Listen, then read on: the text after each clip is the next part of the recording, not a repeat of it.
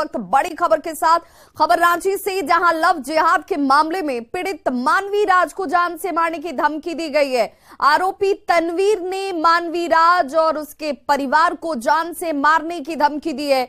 तनवीर की धमकी को पीड़ित परिवार ने रिकॉर्ड कर लिया। ऑडियो में आरोपी तनवीर ये कहते हुए सुनाई दे रहा है कि जेल जाने से पहले या जेल से बाहर आने के बाद वो मानवी और उसके परिवार वालों की हत्या कर देगा। पहले आप ये ऑडियो सुनिए जिसमें धमकी दी जा रही है तनवीर की तरफ से जान मारने की। इसके जिंदगी बर्बाद करेंगे, मेरा कुछ होगा तो हम कुछ नहीं करेंगे, निकल जाएंगे बाहर, किसी को भी ठोक देंगे। फिर ऐसा थोड़ी ना कि ऐसे कोई आराम से फ्री में कोई किसी को फंसा देगा, निकाल देगा। जब हम फंसेंगे अच्छी तरह से तो हम अच्छा से फिर देख लेंगे। तो देख रहे हैं कि घर पर पहुंच जैसे पुलिस एक बार मिल जाए, तो इससे बहुत गलत हो रहा है। इसके जिंदगी बर्बाद करेंगे, मेरा कुछ होगा तो हम कुछ नहीं करेंगे, निकल जाएंगे बाहर, किसी को भी ठोक देंगे। फिर ऐसा थोड़ी ना कि ऐसे कोई आराम से फ्री में कोई किसी को फंसा देगा, निकाल देगा। जब हम फंसेंगे अच्छी तरह से तो हम अच्छा से फिर देख लेंगे। तो देख रहे हैं कि घर पर पहुंच जैसे पुलिस एक बार मिल जाए,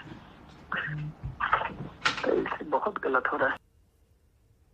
तो तनवीर खान उर्फ यश का वो ऑडियो इस वक्त आप सुन रहे थे जिसमें वो मानवी को और मानवी के पूरे परिवार को जान से मारने की धमकी दे रहा है। वही धमकी मिलने के बाद पीड़ित मानवी राज और उसका परिवार अब डरा सहमा हुआ है। मानवी का कहना है कि अगर उसे या उसके परिवार के साथ कुछ भी गलत होता है, इसकी पूरी जिम्मेवारी झारखंड पुलिस की होगी, क्योंकि पुलिस अब तक तनवीर को पकड़ने में नाकामयाब रही है।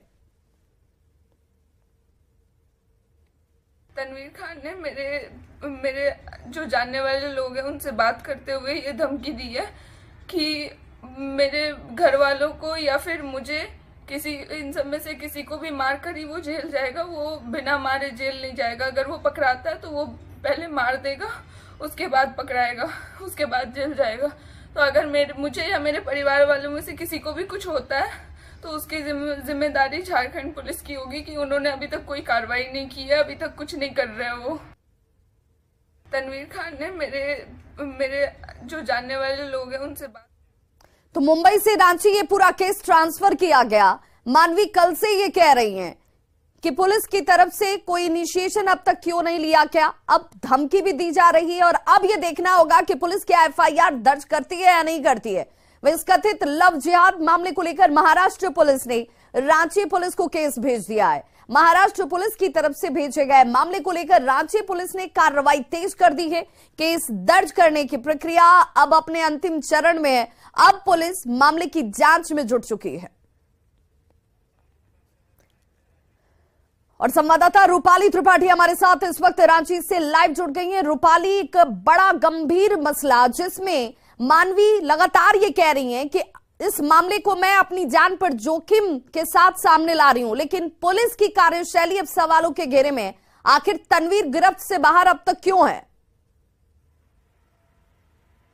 बता दें कि 29 मई को वर्सोवा पुलिस स्टेशन में जो मानवी है उन्होंने एफआईआर दर्ज किया था और उससे लेकर आज तक लगातार उसे धमकियां ऑडियो कॉल के माध्यम से दिया गया है। लेकिन अभी से कुछ देर पहले रांची पुलिस स्टेशन के गोंदा थाना में इस मामले को लेकर एफआईआर दर्ज कर लिया गया है। वहीं रांची एसएसपी का कहना है कि वो कार्रवाई को आगे बढ़ाएंगे और पुलिस भी काफी ज्यादा तेज हो गई इस मामले में और हो सकता है संभावनाएं हैं कि आने वाले समय में जो आरोपी है उसको डिटेन कर लिया जाए पूछताछ के लिए। लेकिन अब तक अभी से कुछ घंटों पहले तक एक ऑडियो आया है सामने जहां पर लगातार जान से मारने की मानवी को और मानवी के परिवार वालों को धमकी दी जा रही थी तनवीर की ओर से। वही दूसरी ओर लगातार तनवीर भी आरोप लगा रहा है कि ये केवल उनको फंसाया जा रहा है, केवल सारी बातें झूठी हैं, तथ्य नहीं है। लेकिन जितने भी डॉक्यूमेंट सामने आ रहे हैं उसमें साफ साफ ये एफिडेविट में है कि लगातार तनवीर मानवी को हरास करते आया, जिसके लिए उन्होंने एक लीगल लिखित डॉक्यूमेंट भी साइन किया है। तो ये जो सिलसिला है लगातार लड़की के लिए, वह 3 साल से ऑलरेडी प्रताड़ित है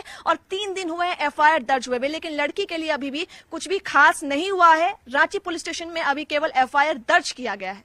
बिल्कुल रूपाली, आप हमारे साथ बने रहिए। इस वक्त सीधे मुंबई से हमारे साथ वसीम अंसारी हमारे सहयोगी जुड़ रहे हैं। वसीम, चूंकि मुंबई में सबसे पहले मामले को लेकर मानवी पहुंची थी, वहां से ये केस ट्रांसफर हुआ है रांची के लिए, तो वहां पर पुलिस के पास कोई साक्ष्य, कोई प्रूफ मानवी की तरफ से रखा गया था कि हाँ उनके साथ टॉर्चर हो रहा है, उन्हें जान से मारने की धमकी दी जा रही है?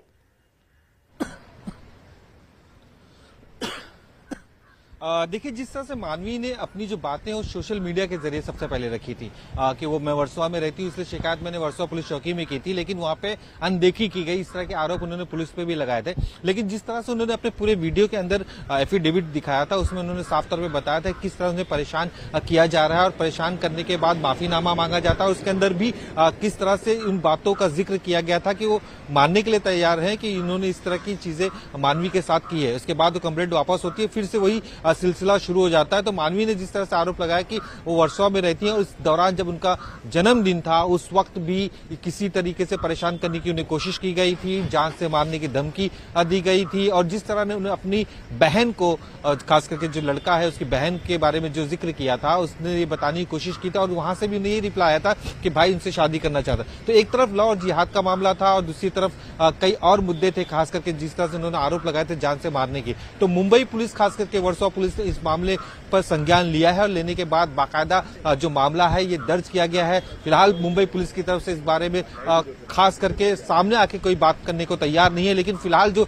जानकारी मुंबई पुलिस की तरफ से हमें मिली है उसके आधार पर इस पर कई तरह के मामले दर्ज किए गए हैं। उसके बाद ये रांची पुलिस को ट्रांसफर कर दिया गया। अब रांची पुलिस इस पूरे मामले में जांच करेगी। अभी कुछ देर पहले मानवी बार बार ये कह रही थी कि जिस दौरान उनके जान को मारने की कोशिश की गई, जिस ऑटो से वो ट्रेवल कर रही थी, उस ऑटो ड्राइवर का बयान भी दर्ज कराया जाना चाहिए था, लेकिन नहीं कराया। क्या वो ड्राइवर खुलकर साथ आने की बात कह रहा था, लेकिन उसके बयान को दर्ज नहीं कराया गया? तो क्या वहां पर भी वर्सोवा पुलिस ने वहां लापरवाही बरती?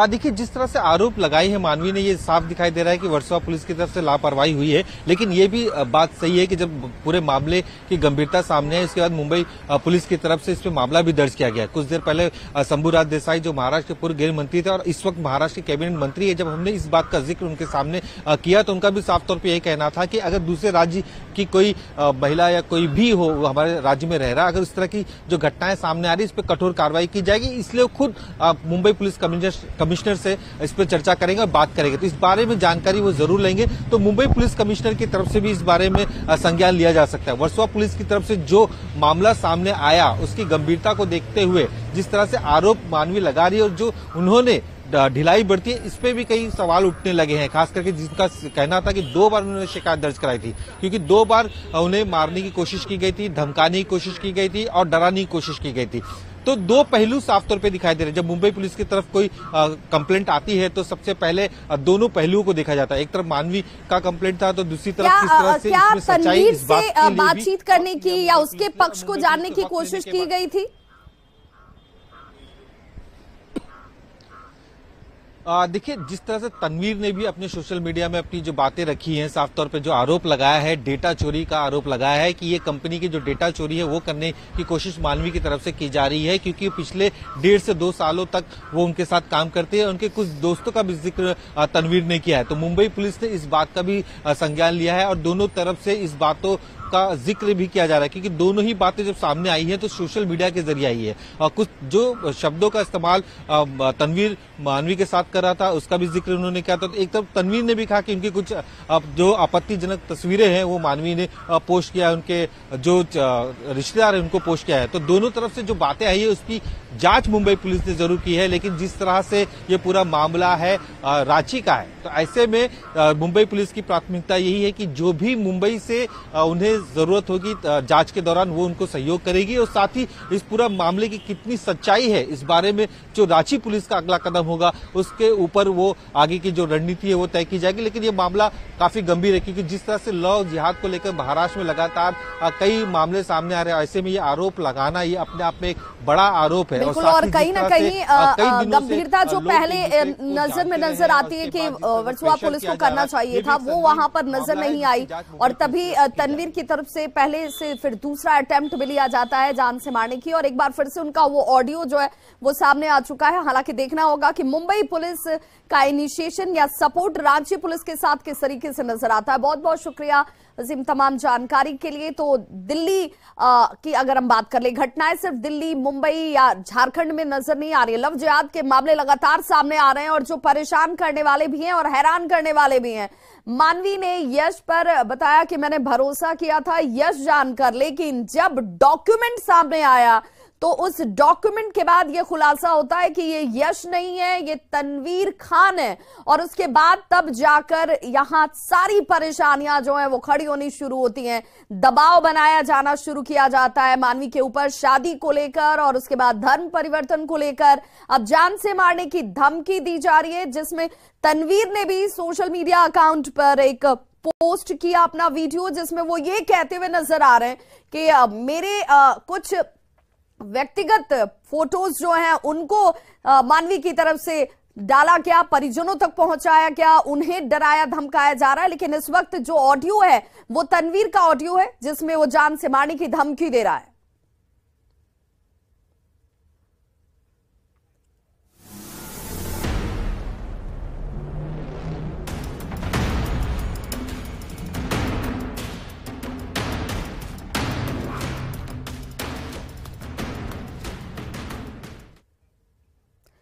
तो दिल्ली में एक साक्षी को दरिंदे साहिल ने बेरहमी से मार डाला। पूरी दुनिया ने हत्या की खौफनाक इस तस्वीर और वीडियो को देखा, लेकिन ये नफरत, गुस्सा और ऐसी वारदात की हिम्मत एक दिन में नहीं बल्कि धीरे धीरे ही पैदा हुई। साक्षी तो चली गई, लेकिन हर शहर में एक साहिल अब भी घूम रहा है, जो एक मासूम बेटी की ताक में है।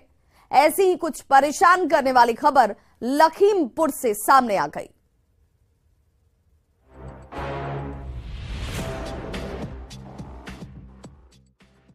सिरफिरे की सनक से परेशान एक परिवार घर में फेंकता है लव लेटर और ज्वेलरी। ऐसे ही सन की बेटियों के लिए बन जाते हैं मुसीबत। दिल्ली में सिरफिरे और सन की साहिल की खौफनाक करतूत की दुनिया भर में चर्चा है, लेकिन साहिल महज एक नहीं है। हर शहर में कहीं न कहीं ऐसा ही कोई सिरफिरा बेटियों की ताक में घूम रहा है। लखीमपुर के एक गांव में एक बेटी को ऐसा ही सिरफिरा न जाने कितने वक्त से परेशान कर रहा है। वो कभी लड़की पर रिलेशनशिप में आने का दबाव बनाता है, कभी भद्दे मैसेज भेजता है, वो जवाब नहीं देती तो घर में लव लेटर फेंक देता है। चांदी का ब्रेसलेट और अंगूठी जैसी ज्वेलरी फेंककर रिश्ते का दबाव बनाता है। लड़का परेशान करता है। कौन है, क्या नाम है? सरोज जायसवाल। क्या करता है? बाहर काम करते हैं, घर ही रहता है। फोन बात करता है आपसे? नहीं, फोन पे परेशान करता है, फोन करके मैसेज करता क्या कह रहा था? कहता है तुम मेरे साथ रिलेशनशिप रखो, रिंग फेंकी है और ब्रेसलेट और चिट्ठी फेंकी तो झाड़ू लगाते समय। अच्छा, रिंग पे क्या लिखा हुआ है? मेरा ऐसा पहली बार नहीं है कि इस मनचले ने बच्ची को परेशान किया हो। पहले भी ऐसा हुआ और परिवार ने इस सिरफिरे लड़के के परिवार को शिकायत भी की थी, पंचायत भी हुई थी, लेकिन न तो परिवार ने अपने सन की बेटे पर लगाम कसी और न ही इस बेटी का पीछा करना उसने बंद किया। नतीजा ये है कि ये लड़की अब घर से निकलने से भी डरती है। लड़के ने ब्रेसलेट और अंगूठी भेजी, एक चिट्ठी भी फेंकी जो हमारी बेटी को नहीं मिल पाई।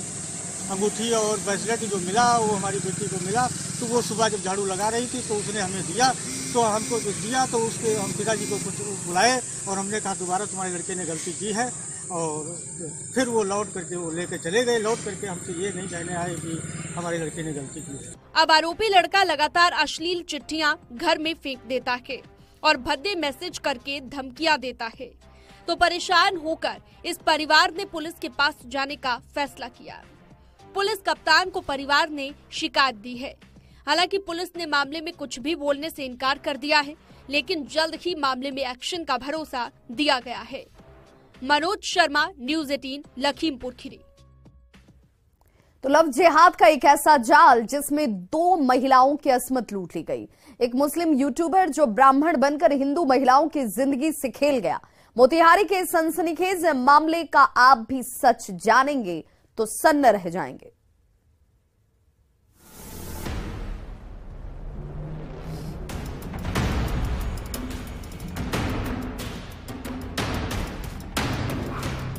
लव जिहाद जिसके चंगुल में आकर कई लड़कियों और महिलाओं की जिंदगी बर्बाद हो रही है, कईयों को तो जान से भी हाथ धोना पड़ता है। एक ऐसा ही वाकया मोतिहारी से सामने आया है। लव जिहाद के इस जाल की कहानी जानेंगे तो आप भी सन्न रह जाएंगे। एक मुस्लिम यूट्यूबर जो ब्राह्मण बनकर हिंदू महिलाओं और लड़कियों को प्रेम जाल में फंसाता था और फिर अश्लील वीडियो बनाकर ब्लैकमेल करता था। मामला मोतिहारी के छतौनी का है। दरअसल निशांत रेजा की नजर छतौनी थाना क्षेत्र के मटियाडी मोहल्ला की रहने वाली एक विधवा की करोड़ों रुपए की संपत्ति पर थी।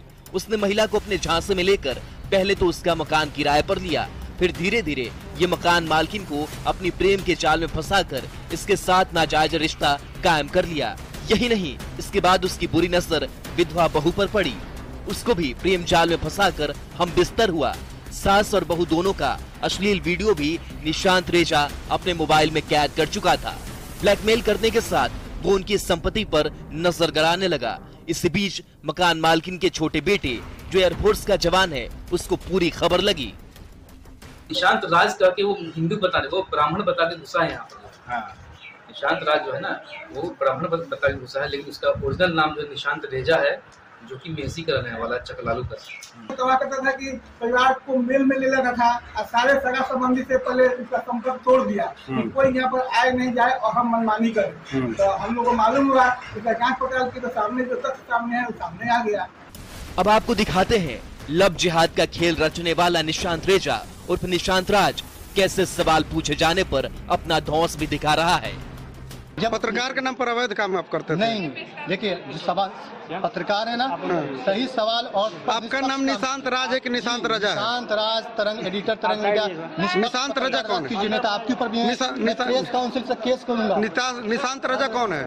परिजनों की शिकायत पर पुलिस ने आरोपी निशांत को गिरफ्तार कर लिया है, जिसके पास से 2 अलग अलग नाम के आधार कार्ड, 2 पैन कार्ड सहित कई फर्जी दस्तावेज बरामद किया गया है। आरोपी निशांत मेसी थाना के निवासी मोतीउर रहमान का बेटा है। अब तक की जांच में ये बात भी सामने आई है कि पत्रकारिता की आड़ में ये पुलिस पर धौंस जमाता था और व्यवसायियों से वसूली करता था।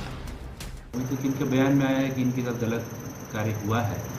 दुष्कर्म की बात मौके पर तो बताई गई है, उनसे लिखित में आवेदन लेके और इन दोनों का मेडिकल कराया जा रहा है और फिर मजिस्ट्रेट सामने बयान भी कराया जाएगा और उसके उपरांत फिर हम लोग कार्रवाई करेंगे। लड़का हिंदू है या मुस्लिम, 2 आधार कार्ड है, दोनों में अलग अलग पिता का नाम है। हम लोग सत्यापन कर रहे हैं इस संबंध में क्या बैकग्राउंड है। इसी के पूर्व इसी मामले में हिंदू और मुस्लिम, हिंदू बन के ये काम करता था तो बीपीआर में सुझेल भी ले आया था।